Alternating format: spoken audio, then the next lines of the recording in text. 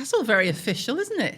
I know. Ka-chung. Clapperboard, very impressive. Very impressive work, Shadia. Well done. Hi, mate. You all right? Yes, I'm fine now. I've got a cup of tea. Cup Sitting of tea. down. No So train. happy. No train. No train. Thanks for coming. Thanks for having me. Lovely to be here. I just thought it'd be nice to, every time we even speak or anything's on my Insta, or when I did chats with C, when I literally just grabbed you in a hallway in a restaurant. Yes, you did. I literally I was on my grabbed way you. out You were- of a pee, was You I were not? on your way to the toilet and then on the Yeah, way out. yeah. My lot, as we would say, absolutely obsessed with you. Oh, that's nice, isn't And it? I thought it would be nice to elaborate more rather than the usual, because when we meet up, we very rarely talk about skincare and beauty.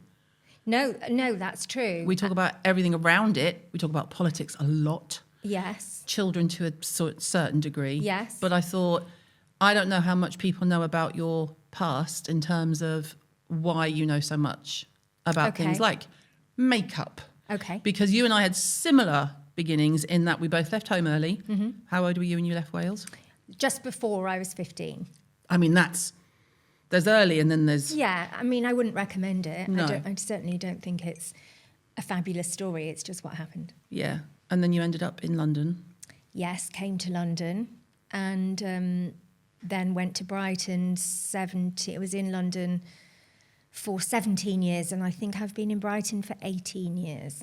God, doesn't time go quick? I know. How did you get into, I'm just going to jump straight in, how did you get into makeup? Because you did a lot of the club scene, didn't you? Every time I see anything on our Facebook, if there's anything to do with Soho or anything to do with clubs, it's always you and your mates. And we did this, and then we went there, and I'm like, how did I didn't even have the conversation with you that you used to do that? Well, because my friends tend to be really old friends. I've had the same friends for a really long time, so that's why you'll see us all talking about the clubs we used to go to. Yes, I used to go out in Soho a lot, and acid house clubs and things like that. So that's where that comes from. Acid house. Yeah. And in fact, a drink in Soho is how I ended up working in the industry. Mm-hmm. So I was obsessed with fashion and beauty growing up, obsessed.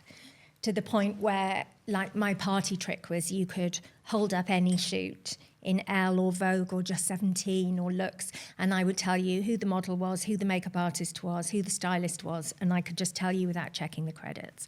I was just obsessed. And so I knew a lot as a kind of fan, I suppose. And then also I was born with ichthyosis, which is a genetic skin condition, which meant I was in dermatologist's office for a long time when I was a kid. Got discharged when I was about 11, I think, because I was doing a better job of managing it than they were. And most dermatologists will say this to you, that the person inside the skin is generally the expert in their own skin because they can see immediately what responds, how well you respond to things and so on. And so I was managing the condition really well myself, so I got discharged.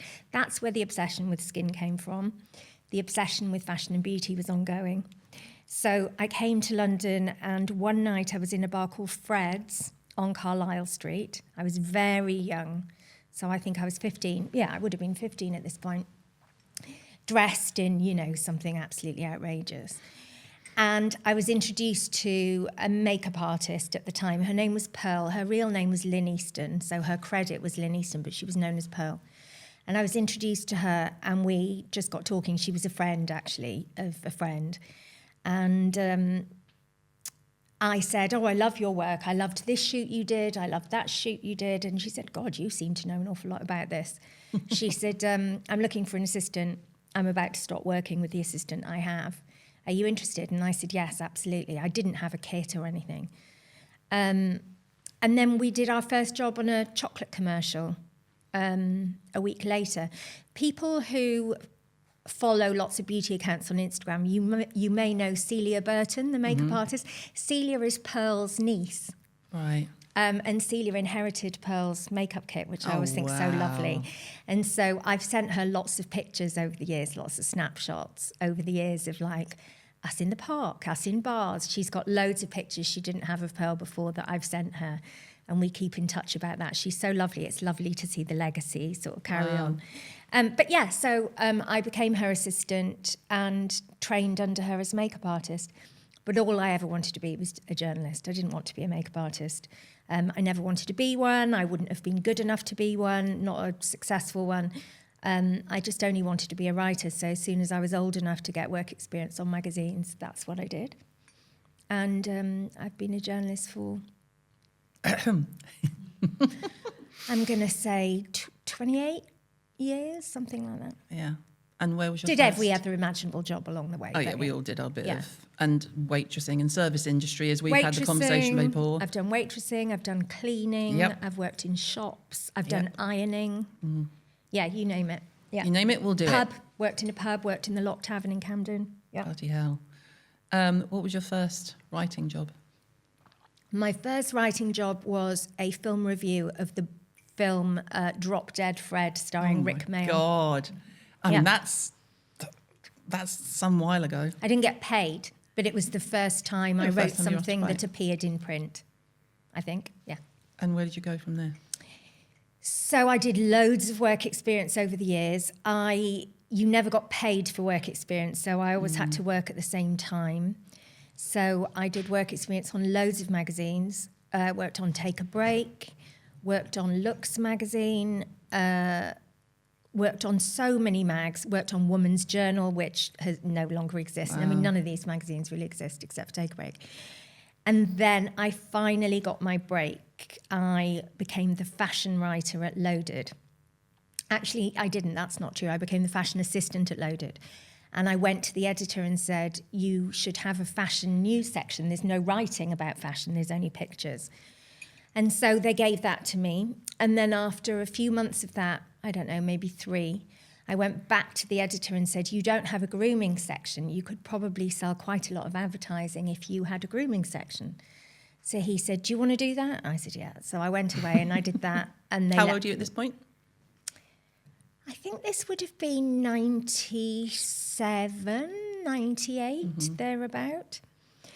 And so I did that. So I then wrote those 2 sections. And then while I was writing those sections, I won my first Jasmine award for a piece about fragrance. And when I was at the awards ceremony, lots of editors came up to me and said, we really like that piece. Can you freelance? Would you like to write something for us?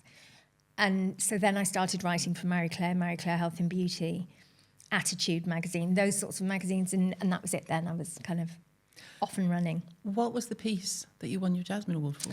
It was the first time I won it, because I won another one the next year. I'm trying to remember which way round they were. The first one I won it for, I think, was a piece about the fragrances that elegant men wear. And it was a really long piece. It was like 2,500 words or 2,000 words, a really long piece. And I remember feeling quite proud of it at the time. I dread to think how bad it is. If I went back and read it now, it's probably awful. But I was quite proud of it at the time. And for some reason, I just had the guts to enter it, and it won.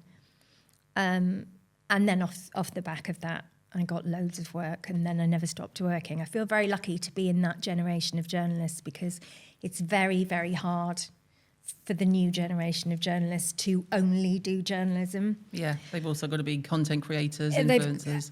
And do part-time jobs and everything. Although I did stay at the Gap I was the weekend manager at Whiteley's Gap Kids for the first probably year I was a working journalist. I very much enjoy your Gap stories on Facebook. They are very entertaining. I kept working there and people thought this was so crazy, but my dream was to become a journalist. And when I got a job as a journalist, I just couldn't say goodbye to my team and my friends at Gap. We were so close. We're still so close. Is that where you met? The boys, yeah. Boys. Yeah, so my best friends, among my best friends are a group of boys I used to work with at the Gap. I just couldn't bear to say goodbye to everyone, and so I kept on. I stayed on as Saturday and Sunday manager for a long time. So bizarre. So I worked 7 days a week, but I just loved it. If you know you always wanted to write, did it always come naturally to you? Did you do well at school when it was writing, or were you a voracious reader? Where did that come from? And was it just pure chance that you ended up writing about beauty, or did you always see the opportunity to mix the two? I have never just written about beauty. I mean, at the beginning, when you were getting, because you had fashion at first, though. I was fashion. Well, I was kind of general work experience. Then my first job was in fashion, writing. And then for a long, long time, I didn't even write about fashion or beauty when I went freelance. I think when I hit about 30, I only wrote first-person opinion for a long, long time and general features and cover interviews. And I still do cover interviews. I don't really do general features very much anymore. But I came back to beauty later on. I'd always done bits and pieces, but I was mainly a kind of straight journalist, as you'd call it, kind of women's lifestyle stuff. And then I came back to it. I used to write lots of features for the family section on The Guardian and for the comment section of The Guardian. So that's how I started working at The Guardian. I didn't write beauty for them in the beginning. But yeah, I love beauty and I love fashion, and I'll always talk about those things, but I'd go a bit mad if I couldn't talk about anything else. But did you enjoy it when you were younger? You say you always knew you wanted to write or be a journalist. Yes, I only ever wanted to write. I didn't have a plan B. I only ever wanted to be a writer. And as to your point of did it come naturally, I mean, yeah, I found English the easiest subject, definitely at school. I'm absolutely atrocious at maths. I basically had a faked period for my entire secondary school career when it came to PE. I hate sport, I hate PE, I hate maths. I wasn't particularly interested in science, although I'm now in awe of people who are scientists. But as a kid, I just wanted to write. That was all I ever really wanted to do. Yeah, and I was good at it. In terms of whether I was good at school, I didn't find school hard. I just didn't go. Just weren't bothered. I didn't go. I stopped going when I was about 14. When did you get approached, or did you pitch for the iconic? See where I'm going here. Pretty Honest and Pretty Iconic. God, I mean, that was such a mad period of my life. So, and we saw each other quite a lot in that phase, and you were like crazy busy. Yeah. It was like, it seemed for a while, it was like whirlwind around you.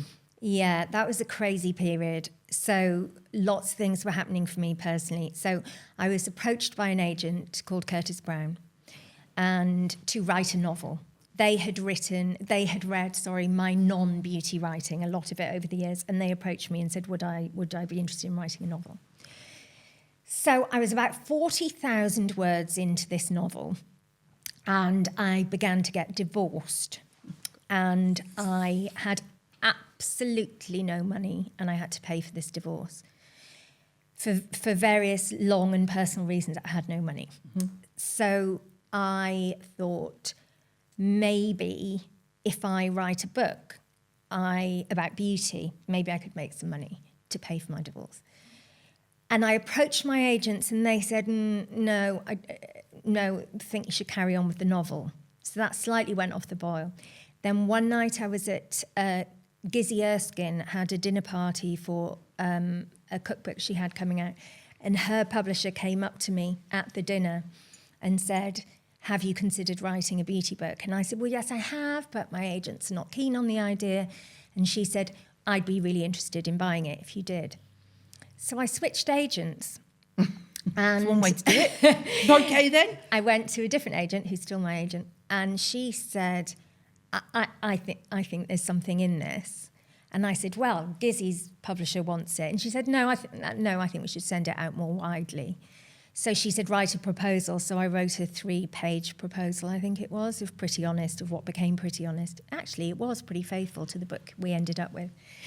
And she sent it out, and lots of people wanted it, luckily. And so I went with Fourth Estate. So that was my first book. And then my second book, so yes, it was entirely my idea, but with some encouragement from a publisher. And then my second book, so I've written 4 in total, as well as a bit of ghostwriting here and there. My second book, Pretty Iconic, was a book I wanted to read. It was a book I wanted to buy for myself. Because if you are somebody who has been obsessed with beauty your whole life, those products really mean something to you. And I wanted to cover the iconic beauty products of the past because, to me, much of it was like my personal mixtape. It was like my beauty mixtape. I think it's your love letter. Yeah. I think Pretty Iconic so. is your love letter. It's my favourite just because it's, like you said, those of us who are obsessed with beauty, I totally got where you were coming from. Yeah. And I almost knew what was going to be in it. Obviously, Yeah. not all of it, but I was like, she's going to have Elnet, she's going to have Clinique, she's going to have... And I had this whole... And there was no letdown. There was no, I wouldn't put that in there. It was just absolute... But I was also surprised it hadn't been done before. Yes, me too. And, you know, it wasn't entirely my idea. I mean, it was my idea to do a beauty format of it, but I really got the idea from Nigel Slater. And Nigel Slater has been really encouraging of me. Nigel Slater's the reason that I joined Fourth Estate, which is his publisher. And he's a phenomenal writer. He's a phenomenal writer. I read his books like novels. Absolutely, so do I. He's a phenomenal writer and he's a really lovely man. And I was talking to him when HarperCollins, Fourth Estate, which is part of HarperCollins, were trying to buy my first book and people were bidding. I was invited to a party and Nigel Slater was there and I said, Fourth Estate want me to come to Fourth Estate. What do you think? And he and I talked for ages and he said, you should absolutely go with Fourth Estate.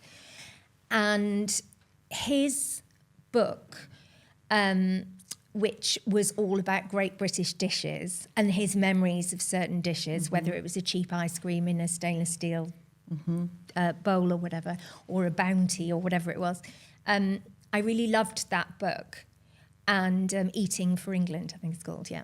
And Pretty Iconic definitely came from reading that book and me thinking, I really think there's something to this. And then it was finished off by the fact that my husband, who wasn't yet my husband, but he was in the loft, and there were all these sandwich bags filled with beauty products, and he said, how can you possibly want these? They'll all be gone off. And I said, you cannot throw them away because they don't exist anymore. Don't you dare. Prada monodose skincare, for example. I've still got all of that in the loft. Yeah, I didn't keep any of that. I've still got all of that, and it's a piece of beauty history. And I just felt in the loft I had this kind of archive of beauty products, and I wanted to remember them. And I was always reading pieces in women's glossy magazines where women would say, oh, my mother left me her Chanel suit or whatever. And I'd be like, that's not my life. That's no one I know's life. I remember Olay, or Ulay, as it was called when I was a kid. I remember Pond's cold cream. I remember my granddad's Old Spice. Those are the things I remember. I don't remember Chanel handbags and Chanel suits. It was those kind of everyday items, Vosine, those everyday items, those everyday smells. That's my memory of childhood. I'm glad you said smells. Yeah. Fragrance has become I think it's become a bit more of a calling card for you these days, personally. Do you think? Yeah, I love it when Instagram serves me up your fragrance diaries, your perfume diaries. Oh, God, they're such a pain in the arse to make. I can imagine. That's why I love watching them, because they look like they're an absolute pain in the arse to make. They are such a nightmare. They take me days. I look at them and I go, oh, how does she have the energy? I don't. Because it's I really regret starting. Yeah, but you can't stop now because they're addictive. Because I don't have them, as you know, because you say I like to smell like a bag of sweets, which is fair. Yeah. I don't particularly like a sophisticated... Yeah. But I do now. I'm older. I do. And actually, now that I'm postmenopausal, my nose is much better. I think I was so sensitized to fragrance when I was going through the menopause that things would just give me a migraine or make me feel nauseous. Yeah. And lots of people's sense of smell changed during COVID as well. I think that's changed a lot. And I don't have that now. Now I'm like, oh, that smells amazing, you know. But I think the work you do around fragrance and the way you talk around fragrance, to me, it's astounding in the most impressive way for someone who... It's not like you're a classically trained nose. No. It's not like you had that educational aspect because, you know, we're secondary school kids. But you write in a way that I've always watched those and thought, you would make a fucking killing if you did QVC. If you sold fragrance on QVC, so there was a story about QVC, right? So Molton Brown were the first beauty brand to ever do £1 million in an hour. Yes, I knew that because I did a story on QVC where I became a presenter for a day. They did the TSV, and Jill, who presented Molton Brown, then went on to train people who wanted to do QVC, and I did a training with her because she would do what you and Alistair Park do and talk about fragrance in a way that takes you, drags you into your camera, and then goes, and I have this, everything you describe, I'm like, I'm on the tube with Sally, I'm on a train with Sally, I'm at that event with Sally, in a way that is far more impressive than someone like me who just goes, this smells lush. Because that's about all I manage. I go, I really love this or I hate this. But you describe it in a way that you see chefs talk about food. Like if there was a show called, like you've got The Bear, like Bear. Yeah, love The Bear very much. Yes, chef. Yeah. Yes, chef. Yeah. It would be yes, Sally, if you were talking about fragrance. I think here's the thing about fragrance. So I absolutely love fragrance and you need to love it. I don't think you need to know about it. You need to love it because the joy of fragrance is you're never wrong. You can't be wrong. You can't be wrong. You're not wrong. It's like musical taste. Yeah, you're not wrong. I'm not wrong. If it touches you, if Yeah. it makes you feel something, you're right. If you can smell coconut and I can't, you're not wrong. You can just smell coconut, right? So that's the beauty of fragrance. It is absolutely free. Just say what you smell. But here's the thing about fragrance. Most beauty journalists hate writing about fragrance. Because they're not good enough. Well, it's hard. It's really hard. And you have to be able to do it. And it doesn't mean anyone is better or worse, but you just have to connect with it in order to be able to write about it. And lots of journalists hate writing about it because they don't connect with it. I love it. I have always loved it. And also, I like the hardness of it. I like how difficult it is. So at the beginning of my career, I did a course with Roger Dove. Oh, wow. Who at that time, I went to interview him. I was captivated by our conversation. I wrote up the interview and he said, if you want, I'm doing a fragrance appreciation course. It was only like 2 days or maybe even it was 1 day. It was a very short course anyway. We'll link to Roger below, don't worry. Yeah. And I loved it. I was absolutely hooked. But I loved it when I was a child. And I think if you love it and if you are able to write or if you're able to talk, then you can write and talk about fragrance. And I think people get too hung up on the technicality of it.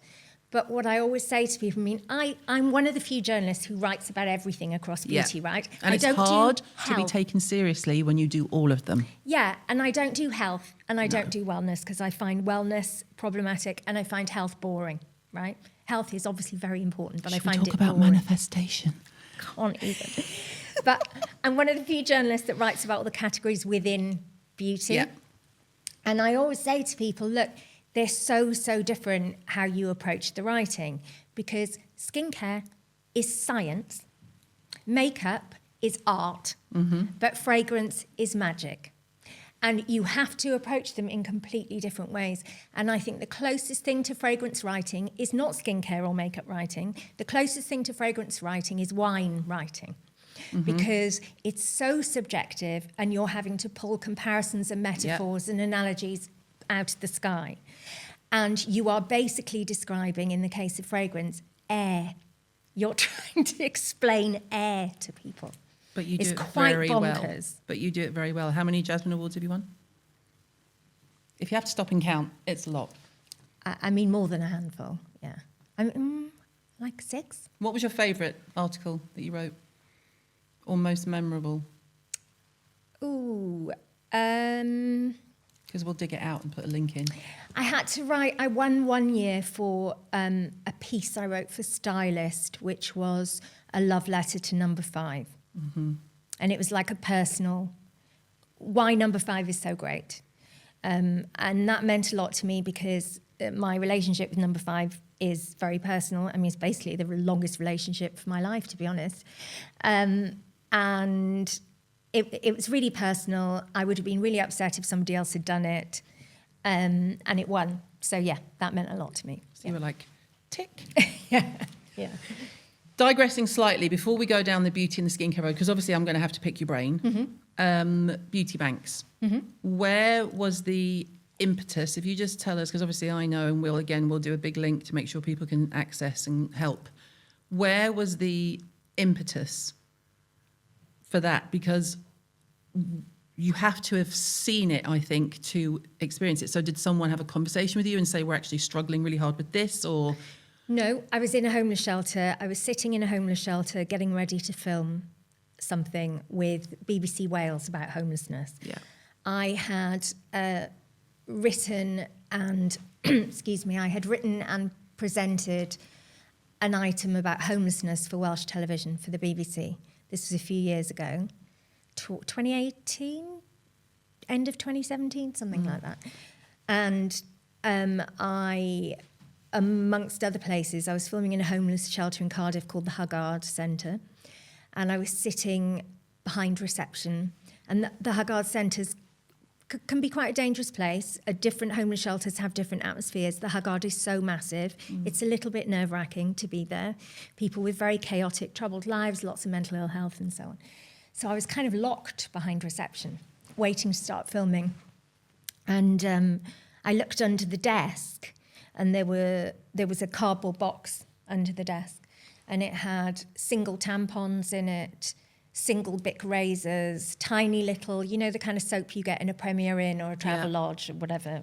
Bits, just bits, you know, in this cardboard box. Mini toothpaste you might get on a plane, you know. And I said to the receptionist, "What's that?" And she said, "Oh, well, if a client of ours has her period, we find her a tampon, or if somebody has a housing meeting and they need a shave, or if somebody's going to see their kids, you know, a maintenance visit with their kids and they need to scrub up, we give them what we can." And I said, "Where does it come from?" And she said, we just bring it in if we're ever on a flight, if we're ever in a hotel, if we're ever somewhere where there's something free, we take it and we put it in the box." And I just thought, this is bullshit. Like, what on earth? We work in an industry that is an orgy of product. And there were lots of things going on at the same time. I had been complaining about waste within the industry. And Jo, who is my friend who is a PR, she was complaining a lot. And there were lots of things happening politically. We'd been declared to be in a poverty crisis, or we were on our way to being in this country. I think Trump had just got in, Brexit had just happened. Like, it just seemed like a bit of a hopeless time. And Jo and I had been talking for a few months. What can we do to cheer ourselves up, to be honest? What can we do that makes us feel less despairing? And so I texted her, took a picture of the box, and I texted her from the Huggard and said, "This is bullshit. I mean, we must be able to do something about this."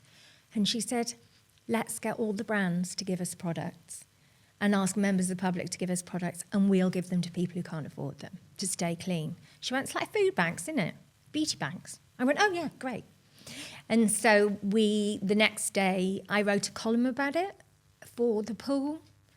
And then the next thing I knew, we just had film crews following us. We were on the news, we were in all the press, and we accidentally started a charity. We didn't register for about 6 or 7 months after that, but it was absolutely full on from day 2. How has the need changed since you started? Has it gotten worse? Yes. Is there light at the end of the tunnel? So we're now quite a big charity. So what we do is we give essential hygiene products and toiletries to over 750 UK charities. So that is Northern Ireland, Wales, England and Scotland. And we send the products to them. So they might be homeless shelters, they might be women's refuges, they might be family centres, Sure Start sort of centres, or what was Sure Start. Addiction centres, mental health charities, churches who have interim food banks in the church, food banks themselves. I mean, every type of charity that looks after people in poverty, refugees, you name it. So over 750 organisations. And I think like 18 months ago, we were somewhere around 300. So the need has more than doubled.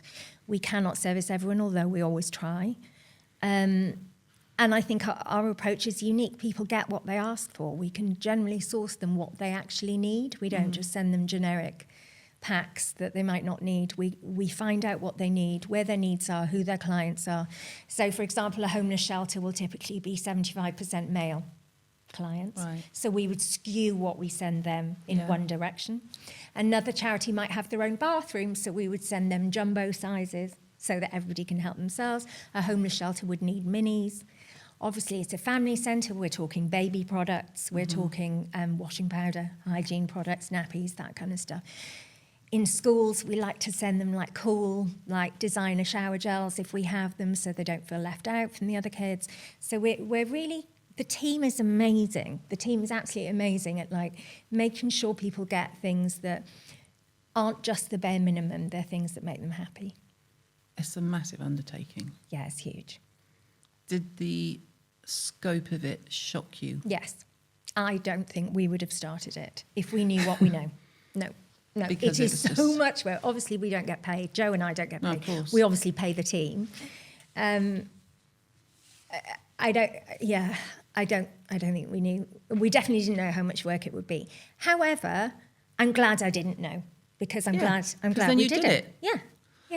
It's a great thing to be a part of, and it makes you feel good to be part of, if not a solution, it makes you feel good to be doing something of service. Doing something rather than the alternative, which is to sort of complain and wag your finger at the TV. Or wag your finger at people who are doing something, which is That's another thing that we've both That's a experienced. common thing, Well, that's another thing. Yeah. Digressing and going back slightly, what is your earliest memory of beauty in terms of, like I've said before, my earliest ones are like my mum and my grandmother taking their makeup off at night, and then when my mum would leave the house, especially on like a winter's night, and the fragrance would, just the coldness and the crispness of fragrance.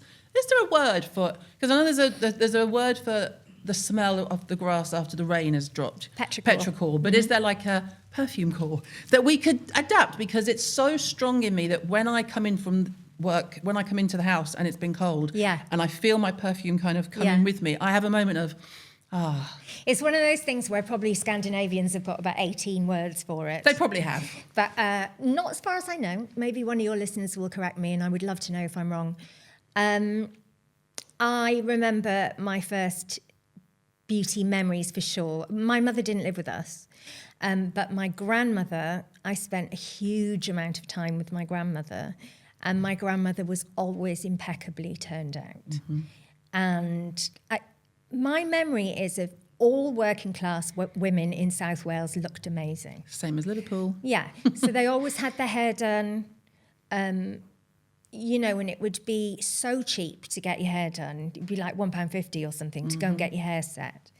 They always had their hair done. She always had her makeup on, and I would sit on her bed and she would sit at her dressing table and she'd put on her makeup. It was always cheap, you know, makeup, like a No. 7 lipstick or whatever, which in those days was pennies. And I would watch her put her makeup on, and from being a very tiny girl, because I lived with my dad and only brothers, I was so enchanted by the femininity of it, I suppose. And we wouldn't go anywhere. We wouldn't go anywhere until she had her face on. And I remember saying to her, she was putting on this bright pink lipstick one morning, and we were just going on the bus for meat from the market in Blackwood. And I said, "Why do you wear makeup?" I don't know how old I was, maybe 5 or 6. I said, "Why do you wear makeup?" And she said, "Because if I've got my makeup on, we're always ready to go on an adventure." Aww. And I just thought that was so, I completely understood it. Yeah. How old are you at that point? We never went on an adventure. We just went for meat from the market, but it didn't really matter. But it was an adventure because you were with your nan, and they were. And I just remember sitting on the bus, and on the way home she would retouch her nose with a powder compact, and that smell of airborne face powder on the bus. Just gorgeous. Is it Max Factor by any Absolutely chance? gorgeous. Max Factor cream puff inside a Stratton compact that she got given when she became a guide captain in the guides. Wow. She got given this present, and it was so valuable. I think they were about £8. They were really expensive. And she had this Max Factor cream puff inside, and that smell of Max Factor cream puff in the air is just intoxicating. I think we've all got something like that. Jamie was talking similar stories about watching her mum get ready. My mum always looked nice as well, but she didn't live with me, so I didn't have that same connection. Yeah. What was the first product you remember buying? Beauty. A Body Shop. Well, I probably bought something from Constance Carroll from Superdrug. We had Superdrug before anybody else. I'm not even sure it was the same Superdrug, but anyway, there was one in Blackwood. They would have really cheap lip glosses from Constance Carroll. Maybe I had one of those, but the first one I really thought about and really, really wanted, I think would have been a Body Shop Morello Cherry Lip Balm. Wow. Or some Bath Pearls. The Bath Pearls. Dewberry and White Musk of the 80s. Dewberry didn't exist then, but White Musk did. It would have been something from the Body Shop, probably. And then the first luxury beauty product I ever bought, I remember it like it was yesterday. I saved up all year, or certainly from the summer onwards, to buy my best friends, my 3 best friends, a Clinique soap. You know, in the green slidey. Yeah, of course. And they were £6.40, I think. And I saved up to get them all one of those. Wow. I was so chuffed. It's crazy, isn't it? I was so memories. chuffed. Yeah. Where did you make, I would, knowing you, I think you would see it as a fun experience, but where did you make any beauty disasters? Like I had a black crimped hairstyle. I dyed my hair black and I crimped it. I don't know what I was thinking. I'm the least emo person I know. Oh, it was goth God. in the day. How long have you got? I had a highlighted perm. My brother told me I looked like White Snake. It was worse than a highlighted perm because it started off as a mullet that I tried to save by perming it and highlighting it. I did the proper ringlet perm that your mum's neighbour does. Perm. Oh, God, horrendous. That was terrible. I looked horrendous. I used to wear this Mary Quant foundation to school, even though I didn't have a spot on my face. I've never had spots because I'm so dry. And I wore this thick foundation that was like orange. I think the colour was called biscuit. And it was all dry and matte. I wore that to school every day for ages. I had lightning bolts down my face at one point from a number 17 kit that came with a stencil that you put on your face and painted over it. Oh my God, I mean, the list is endless. I can look at a picture from even 15 years ago and I'm like, what were you thinking? I do that from 15 years ago because I was perimenopausal. It wasn't the best time of my life, let's be honest. Oh my God. I just looked unbelievably bad on many occasions. I mean, even as recently as, about 12 years ago, I went to Fashion Week and I went for a fringe trim and they just lopped a massive chunk out of my fringe. I look at the pictures now and I look like Dumb and Dumber. It's just like, I was at Fashion Week interviewing Val Garland backstage. I looked horrendous. And you're like, why did I let them come near me with scissors?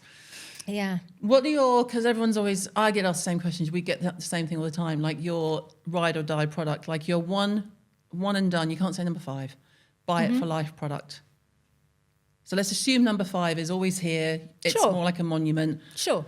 What have you got in terms of, you're never without it? So not a category, a specific product.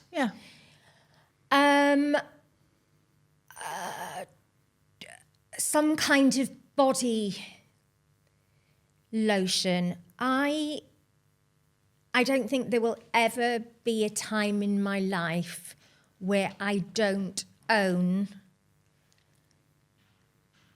a Neutrogena body lotion, probably. I don't think I've ever not had one somewhere.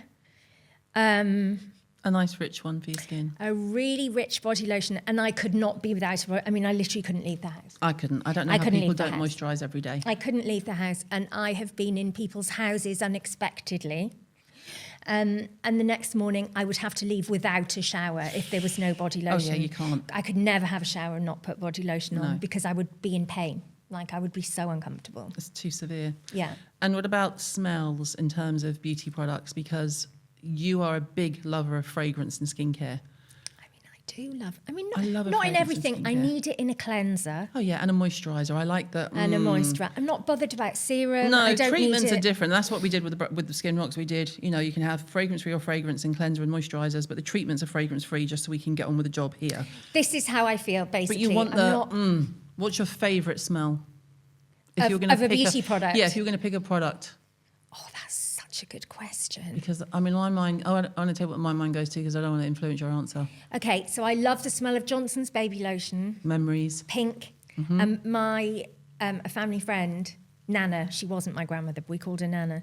She used to ice me after a bath like a cake with Johnson's baby lotion, like a tubing bag. I used to lie in front of the fire and she would ice me like a cake. That smell, amazing. I also really love I don't use it, but that very medicinal smell of Eve Lom cleanser. Yes, I love that smell. That smell. And the rescue mask. Yeah. It's a bit like, it's a similar type of smell to Elizabeth Arden 8 Hour Cream. Yeah. It's that medicinal. Ointmenty sort of smell. I love that smell. I love the smell of Nivea creme in the blue. Blue pot. Yeah. Love that smell. I love the smell of very cheap apple shampoo. Conditioner, peach conditioner. You know that very Alberto synthetic... Balsam. Oh, Alberto Balsam. 99p. Really cheap synthetic apple. It's like the beauty equivalent of a foam banana sweet. You know, that really fake smell. Love that. Do you know what? They're generally quite cheap things. Hawaiian Tropic. I mean, who doesn't love a bit of Hawaiian The smell of Hawaiian Tropic. I mean, so many. Oh, the smell of Flex, Revlon Flex shampoo and conditioner. Remember the Avon is it SOS? Avon SOS, which you can still get. My husband likes that. They tend to be quite cheap things. I tend to like, in that context, quite a synthetic. Because you're the opposite in fragrance. I'm the opposite in You fragrance. like old lady handbags, as we've said before. I want to smell like the interior, the suede interior of an old lady's vintage handbag. Yeah. I remember when you first said that to me, I was like, how odd. But now that I know you, it's absolutely It's perfect. totally consistent with my personality. What's your current skincare routine? I look after my skin. I always have. I would do a cream cleanser in the morning. I look after my skin, but I don't do that much, if I'm honest. So I do a cream cleanser in the morning. Then the older I get, I now need an essence. So I would typically use the Ren one in autumn, winter, and the Shiseido one in spring, summer. I need a hydrating essence of some kind. I like glycerin. My skin likes glycerin more than it likes hyaluronic, for example. Kind of over hyaluronic. So then I would do an essence. Then I would do a vitamin C. Change brands all the time because I'm always testing things. I would do a vitamin C. Then I do an eye cream purely because I then go to SPF. And I don't want it in my eyes. That's the only reason I use an eye cream, really, because I don't want SPF in my eyes. Then on to makeup. Then in the evening, I would do a balm cleanse. Then I would do a cream cleanse if I'm wearing makeup and sunscreen, which I usually am. And then I would use a retinoid. And that's it, you know. I'm not much of a masker. No. One thing I do religiously, which is so un-me. So as I mentioned, I do body cream. I moisturise my body at least once a day, probably twice. One thing I do religiously that's not very me is I am devoted to my zip halo. I know, and this is fairly new, isn't it? I have been doing this for, I feel, 6-7 months. Yeah. I love it. I remember because obviously when you hear something once, you think, oh, they're just using it. Then you hear it twice and 3 times. I'm like, God, this woman is really using this thing. Yeah. I use it like 4 times a week. I think I say 4 times a day. I'm like, no, you do not. with caveats. So obviously I know loads of people work with them. I do not. They have approached me about it and I have said no. And even though I love it so much, the reason I have said no is I don't buy the long-term claims of any nanocurrent, electrocurrent device. However, if you want to look better today, you will look better today for the whole day. I can look at pictures and I know if I've done it that day or not. Really? Yes. Sold. Yes, I absolutely love it. And they sent me one. I lost it. I thought I'd left it in a hotel. I bought myself another one. Then I found the original like 6 weeks later. So now I've got 2. So I do them simultaneously. So you can save time? Yeah. Do you do it while you're watching telly or in the middle of your routine? So I do it before cleansing in the morning. So I do it on a dirty face. Wow. Because I don't, not that it's dirty, but No, you know what I mean. yeah. Because the gel, the gel comes off anyway. So I wake up, I put the gel on, I do the zip halo, then I get in the shower, do my skincare. So I never leave the gel on.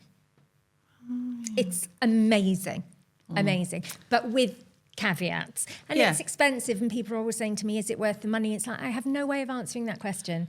I'm not interested in cars. I cannot believe the money people spend on cars because I find cars boring. Yeah. But if they love cars, then it's probably worth Knock it to yourself them. out. Exactly. So I'm not in a position to say whether it's worth the money or not. But for me, yes. And the caveat would be you do have to use them regularly for them to work. Well, they work on the day you use them. Yeah. If you think they're going to start producing collagen, I personally would say no, they won't. Yeah, so would I. Okay, so we're finishing around beauty, bearing in mind all the things you've said, how much you love. Your bathroom cabinet's on fire. Your kids are safe, everything's safe. It's a completely superficial question. The bathroom cabinet is pretending to be on fire. What are you rescuing? What are you going to think, I cannot be without this? I would take my perfume collection because it's the hardest to replace. How many are in there? Tell the truth, Sali Hughes. 250 bottles. Where are they all? I've got a dedicated cupboard for them. So we're in the bathroom. Okay, we're in the bathroom. I don't keep them in the bathroom because that's not good It's for too them. hot, yeah. Okay, we're in the But bathroom. I will let you have your fragrance collection. I would never take that away from you. Okay, we're in the bathroom. What am I grabbing? What's the most important thing? I literally can't get to the end of the street without a body moisturiser. Fair. I'm the same. If it's second nature. I would put that on before I think of eating. I cannot go anywhere for any length of time without a body moisturiser. I would be like, I feel tight in my body. Yeah. Like, what's your favourite Luxe one? That's a great question, because typically if you're very dry skinned, the posher you go, the crapper they are. They're too rich. They don't absorb nicely. They don't touch the sides. However, unbelievably, I really like the Charlotte Tilbury one, her body cream. It's very good. I'm not typically one for Charlotte Tilbury skincare, but I like the body cream. I really love the Fenty body cream. That's a nice body cream. It's beautiful. I love Caveat.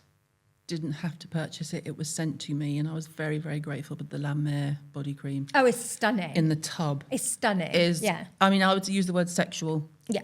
I mean, I love La Mer. Absolutely do not buy it if you have to credit card it. Do not. I love La Mer. I'm here for the lardy, buttery. Yeah. When it came out, I wasn't, but I was on a counter next to it. And I think I carried some of that angst with me of just having to serve it and not make any money. Lancôme does a beautiful Luxe body cream as well. Lancôme, like your old French houses, are typically very good. Nutrix. I love that. My mum's favourite hand cream. Every time I smell that, I am instantly smelling my mum. Back in the day, when I was doing makeup, you used to get Nutrix and you would squeeze some on the kind of quenelle of your hand, and you would rub your hands together and you would press them onto your cheekbones. You used to get the best gleam from it. I was gutted when they discontinued Such a beautiful, beautiful product. But yeah, I like, if I'm going to do posh body cream, which is rare to be honest, I'm mainly a cheap Dove kind of gal, Neutrogena sort of gal. But if I'm going to go posh, I want a very kind of lardy. Nice smelly lard. Delicious smell. So for a night out, I would have a really beautifully fragrant lardy cream before I went out. And do you do it all over, or do you just do arms and body? I do arms and body, and then the legs is always cheap. Oh, bum, boobs, everything. Wow. Oh, yeah. Back. How'd you get it on your back? So I'm just really good at this. I've been doing this for so long. I wrap my arms around me to do where my bra strap should be. I reach up to about just above my bra, then I reach down. But if my husband's there, I just get him to do it and I can carry on watching the telly. Like everything. I would probably do limbs twice and everything else once. That's a big routine. It is, isn't it? It takes longer to do that than my skincare. I'm quite quick with my skincare. The thing about skincare that I do think is really, really important, that people kind of, because they're always being sold masks and treatments and things, I just always say to people, you will get a far better result by doing less often than by blitzing things. Mm-hmm. Like doing a mask, if you enjoy doing a mask, have a lovely time with it, great. Go for it. If that gives you a nice moment for yourself, lovely. But in terms of your skin, it will be happier if you do a little bit of that ingredient every day. Rather than just trying to fix everything at the weekend with one big And the mask. same goes for product. It's not about how much you spend on product, it's are you going to use it? Regularly. Twice a day. Are you going to use it? And if you keep on top of things, you will see results. Thank you. We're going to do listeners' questions now, which I'm very excited about. Okay. I don't suppose you've got a burning question for me. Okay. So along the same tip. Oh, God. I am giving you... Okay. So, does it have to be beauty related? No. This is a question I ask people in interviews quite often that are not beauty related. No. Okay. You are going into a newsagent. Oh, wow, okay. Or a petrol station, your choice. Mm-hmm. And I'm giving you £5. Ooh. You're not buying petrol. No. So what are you spending your £5 Magazines. on? Okay, so which magazine? I buy all of them. I'd look at Hello first to see if there's a big fancy wedding or a new baby. Lovely. I would, Grazia. Grazia, Hello. I mean, I subscribe to all of them, but I get a lot of them through the post. But in a petrol station, I look at the ones where I'm not always a subscriber. Yes. So I'm not always but Grazia, like more of the weeklies. I don't need to buy the newspaper because I subscribe. But I'd be magazines, Fat Coke. Fat Coke, yes, you love a Fat Coke, don't you? On not all the day, not every day. Crisps, chocolate, Ready salted. Walkers. I like a McCoy's, but they've destroyed them. I You feel only get they're like a bit 4. stale. They're 2. I opened a packet the day, and they've made the packet this big, and there's 4 crisps in it. I was massively offended. Have you seen how small Monster Munch are these days? It's ridiculous. When you're an 80s crisp girl, it's Yeah. offensive. I would probably do a Tyrrell's ridged, ready salted. I don't Furrows, hold furrows. with posh crisps generally. Oh, they're always on like £2 for £2. I'll get the cheap ones. Okay. Get them on board. But yeah, So you're magazines, getting Fat crisps, Coke, Fat crisps. Coke, magazines. That's potentially the best question I've ever been asked in my life. Thank you. Thank you, Sali Hughes. Thank you for having me.